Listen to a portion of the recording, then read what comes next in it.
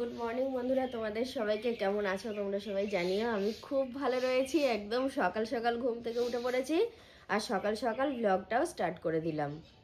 তো আজকে হচ্ছে মঙ্গলবারের সকাল 6টা। তো এখন থেকে স্টার্ট করলাম ব্লগটা। কিছুই কাজকর্ম হয়নি, মা সবে উঠে ফুল তুলতে গেছে, দেখো দৌড়ে জল দিয়ে গেছে, গেটও খুলেছে।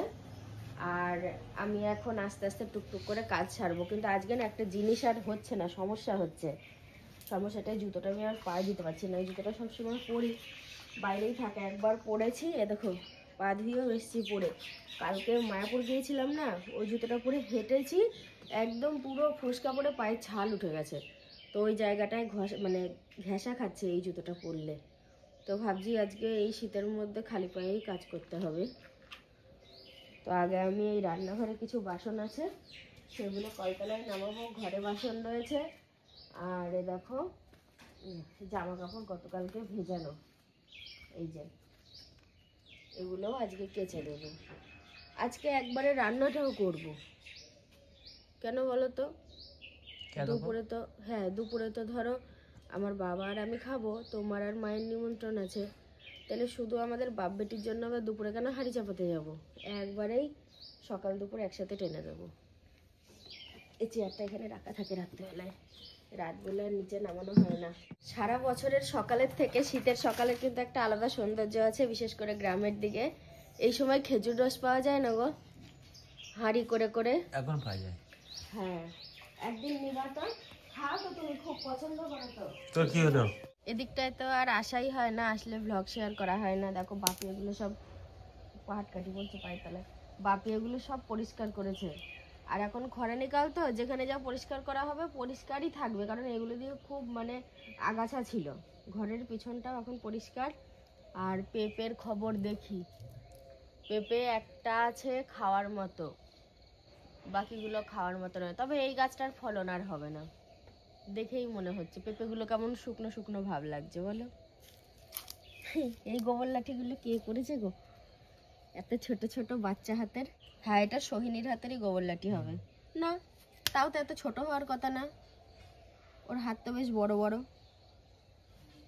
একদম ছোট্ট ছোট্ট করে করেছে। এগুলো কিন্তু খুব ভালো জলে, শুকাতে টাইম লাগে কিন্তু খুব ভালো জলে। হ্যাঁ ওই তো 4টে কাঠবিড়ালি, 4টে না 3টে? না 3টে হ্যাঁ 3টে। প্রথমে ছিল একটা, তারপরে 2টো, আবার একটাকে ডেকে এনেছে। দেখো পাখিগুলোকে তাড়াচ্ছে। এই যে এখন চায়ের বাটি ফাটি নিয়ে উনুন পাড়ে চলে আসলাম, চা বসাবো। দেখো আমাদের কতগুলো রুটি থেকে গেছে, কালকে করা হয়েছিল রুটিগুলো। এখানে প্রায় 6টা-7টা রুটি আছে, অনেকগুলো রুটি। ভালো লাগছে বেশ, সকালবেলায় গরম গরম চাটা গলায় সেক দিচ্ছে। আর চাটা খেয়ে জামা কাপড়গুলো ভিজানো আছে, কেচে ঝট করে কাজটা সেরে রান্নাটা বসিয়ে দেবো। কাজে যাচ্ছ? কাজে যাচ্ছি, ওই লোকজনগুলোকে লাগাবো।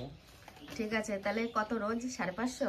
550 এনে আমার হাতে দিয়ে দিও, সন্ধ্যাবেলা রেস্টুরেন্টে চলে যাবো। ঠিক আছে? ঠিক আছে। এই শীতে কাঁপতে কাঁপতে যাচ্ছ, কাজ করে আমার হাতে দিয়ে দিবা এসে। ঠিক আছে, দিয়ে দেবো, কোনো ব্যাপার নেই। তুমিও কি সকাল সকাল চা খেতে বেরিয়ে যাচ্ছ? হ্যাঁ, সকালবেলা একটু চাটা খেয়ে আসি। ঠিক আছে, যাও খেয়ে আসো। গরম গরম চা তুমি তো খেয়ে নিলে।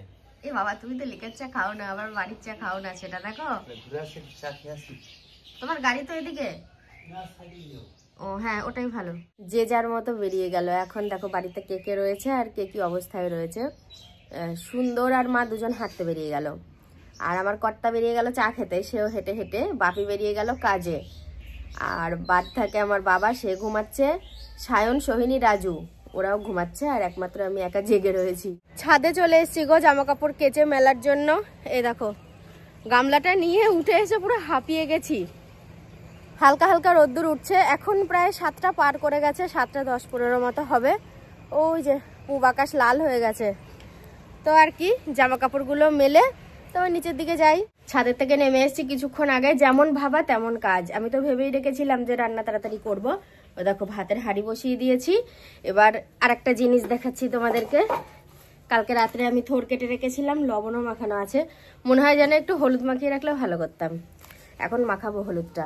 একদিকে ভাত হবে, আর ফুলুরি আনা ছিল, আলু ফুলুরির তরকারি করব, থোড় ভাজা করব, আর গতকালকের সবজির তরকারি আছে সেটা গরম করব। কি গো, এই যে শুকনো লঙ্কা এনে তো খুব ভালোই আছো। এ দেখো বন্ধুরা, এই 1 কৌটো শুকনো লঙ্কায় আমাকে সারা মাস চালাতে হবে। বলেছে এর বাইরে যদি খরচ করো আর আমি এনে দিতে পারবো না। বলে তুমি যা খুশি নাও সংসারের, কিন্তু শুকনো লঙ্কাটা বাদ দিয়ে। ফুলুরির তরকারি খেতে ভালো লাগে, কিন্তু একটাই সমস্যা, ঝোলগুলো টেনে নেয় দেওয়ার পরে, যতই ঝোল করা হোক না কেন। এ দেখো মানে পুরোটা ফাঁপা, তো ওই জন্য ঝোলগুলো পুরো ভেতরে টেনে নেয়। আর এটা ভাজতে গিয়ে তোমার প্রচুর টাইম লাগবে, এখনো টাইম লাগবে মনে হচ্ছে। এই যে হয়ে গেছে ফুলুরির ঝোল, আর এখানে তরকারি গরম, আর এখানে হচ্ছে থোর ভাজা। এই যে গরম গরম ভাত। আজকে দুপুরের মতো রান্না পুরো কমপ্লিট। অন্যদিন এই সময় স্নান করে কি রান্না করব সেটা ভাবি, আজকে মনে হচ্ছে স্নান করে আমি আবার কম্বলটা বের করে একটুখানি শুয়ে ঘুমাই। তো ঘরে গিয়ে এখন একটু শুয়েই থাকবো, কি করব, কিছু করার নেই, সমস্ত কাজ কমপ্লিট হয়ে গেছে।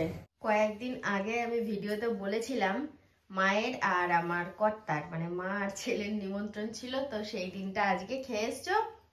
সেই দিনটা আজকে পার হলো, মায়ের হাত ধরে আমি গেলাম খেতে। বলো কি কি খেয়ে এসছো, পোতাচের মতো বড় মানে প্রকাশের মতো বলো। ওই তো সাধারণত একটা অনুষ্ঠান বাড়িতে যাওয়া যায়। আর সব কথা বাদ যাক, আমি সেই থেকে শাড়িটা পরছি এরকম হয়ে যাচ্ছে কেন, কাপড়টা ঠিক সমানে কাটা নেই।